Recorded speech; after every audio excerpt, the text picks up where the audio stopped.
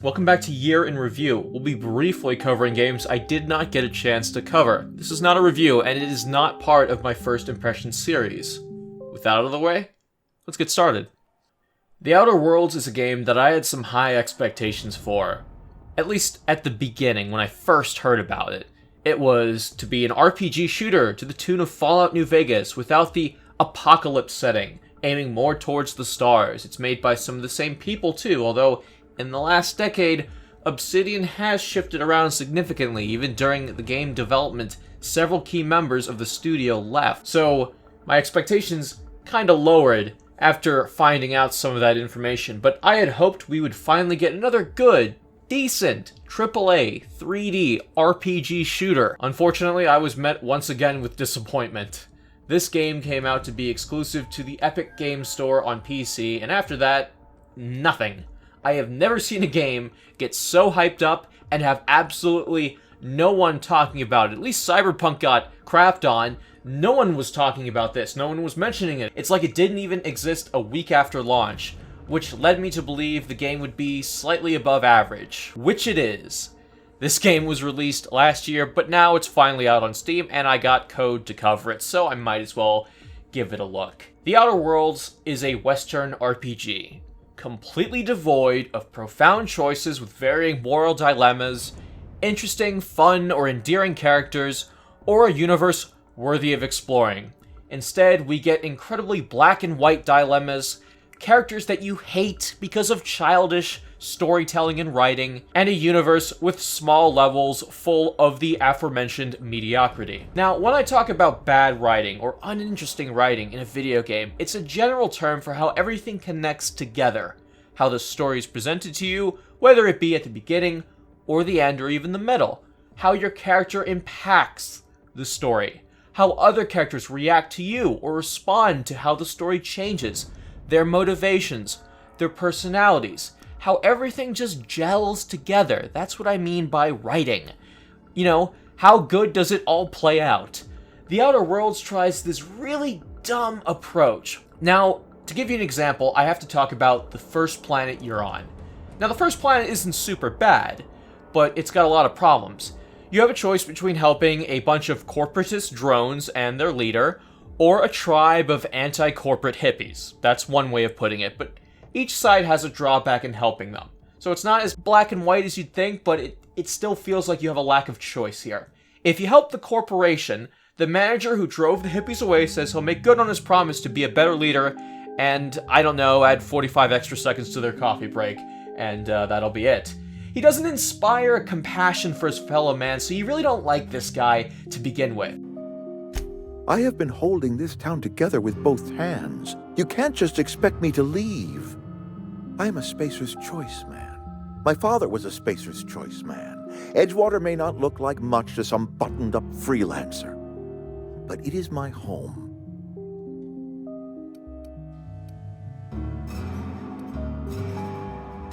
I don't believe you. Plague's a reality of life.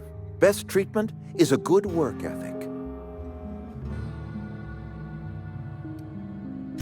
The very notion is just grotesque. A raw vegetable? Why don't you just ask me to go chew the bark off of a tree?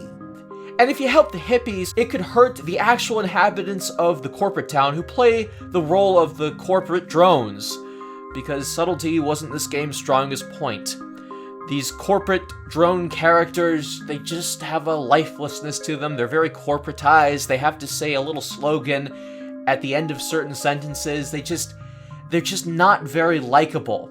But the point I'm trying to make here is that while there is reasoning to help both sides, it's really poorly presented in terms of just motivating you to help one side or the other. So it's like, you know, there's only one good choice here. It's to help the hippies. Because you don't like the guy running the show on the corporate side. You don't like the inhabitants because they act like a bunch of drones. So you don't care about those people, so why wouldn't you help the hippies? The only reason to care about the corporatists is that you have a companion from that town who is actually one of the more decent companions you get. Hey, mister? Look, I know you want your power regulator and all, but I just gotta ask you, do you understand what you're about to do? I don't think you should cut off Edgewater's power. I think it would be cruel. I'm sorry. That just sort of came out all at once. Edgewater's hurting. We've been losing workers year after year, and corporate hardly ever sends replacements. There's barely enough Saltuna to fill our bellies anymore. But the town's got some good people in it. Decent, hard-working folk just living their lives the only way they know how. They don't deserve to be punished. By the way, the third choice I mentioned, you only see it if you had some RPG requisites met and you also help the corporation town. So you have two bad choices mixed with a good one, meaning there's only one choice. In any other RPG, those two bad choices would have more to them, and the third one would be the one you really strive for because you care about the world and the characters within that world you're trying to help. You can absolutely make the corporation faction more likable. For example, put a young assistant manager in there who wants to change things. Everyone knows this one if you've worked retail or any kind of customer service job. The quote-unquote cool manager. That one you can say stuff around and do stuff around that you otherwise can't with the normal manager. You know what I mean? Get that cool guy, that young guy who wants to, take control of the store and actually build like a better relationship with the customer and the employees so they don't hate their jobs, or it makes them much more manageable. You know what I mean? That should have been part of the third choice, or another choice altogether. Why isn't that in the game? Why is it between two towns? One I don't care about and one I hate. What is the difference? I'm in full agreement that not every game has to have relatable protagonists or even strictly gray choices all the time. It's fine to have a black and white choice sometimes. GTA 5 is a game where the main characters are horrible people, but you still play it because the gameplay can be fun and it's a wonder to look at because it's a technical masterpiece, at least to me, on PC. The Walking Dead is a game franchise with choices like, you have to feed 12 people, but there's only rations for 5. Go pick! It's a choice with a bad outcome, of course, but this is different. The Outer Worlds just never has that moment. In the almost 4.5 hours I played it, where I started to care about the characters, the world, or my choices, I didn't care for the gameplay. I didn't care for anything. I had developed no investment into it, and I have little desire to go back to it as a result. All I can think of when playing past the first world was, is that it? Is that it? Anyone who talked about this game online mentioned that the first world was the best part of the game, and I can concur, because everything I've played after that goes right downhill.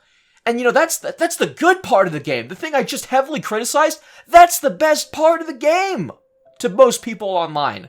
I don't even want to think about how much worse it gets 6 hours later. Apparently, some key figures in Obsidian had a ton of involvement in the first part of the game, and then left afterwards as the game was being developed, and it really shows. After I got past the hype for this game, after hearing about what's been happening with Obsidian over the last 10 years, before I even started playing it, I had developed some low expectations going in, and I left with even lower ones. What a disappointment. Now, to be fair, the game isn't really awful. Like, The Outer Worlds does have some good characters and some decent lines of dialogue every now and then to smooth out the experience of an RPG. The shooting works, the graphics look nice, the art direction is usually pretty solid, the areas you explore do look nice, but to have the RPG elements be so lacking, uninspired, lazy, and just uninteresting, that's what kills me, it's uninteresting. It's basically the kiss of death. I can kind of recommend it on a big discount, but I wouldn't pay, personally, more than $10 for it. There is some merit to it, but it absolutely did not live up to even my most modest expectations by the end of it. It doesn't help this game launched at $60. That is insane. I haven't played the DLC yet either, if you were wondering. God, this sucks. I'm going to be playing Fallout New Vegas for the rest of my life, aren't I? My god, this game makes Fallout 4 look like a masterpiece. I have so much more appreciation for that game now. That is how bad this ended up being for me. Anyway guys, thank you so much for watching. I'll see you next time. I'm out.